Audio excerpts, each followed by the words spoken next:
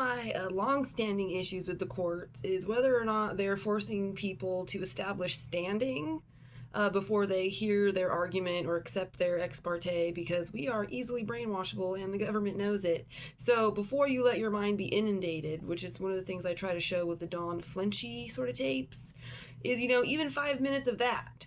5 minutes of that, it gets in there, okay? So that's been one of my long-standing issues with the courts, is whether or not they even require people to prove their standing before they hear them, because I have a sneaking suspicion that that's another issue with these property poachers, is that they're allowed to make these grand sweeping allegations to make a case and get in their little head, and not really anybody is forcing them to even establish standing. And why isn't that first?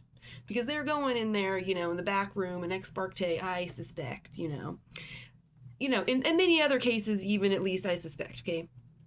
And then, they're never even required to establish standing before they kind of warp, a quasi-judge or clerk or whatever, to their side. And that really is a miscarriage of justice that is so egregious. It's just really egregious that it's kind of heartbreaking, okay? Because they should have to establish standing to, coup a building that I've technically been heir of since of June of 2024.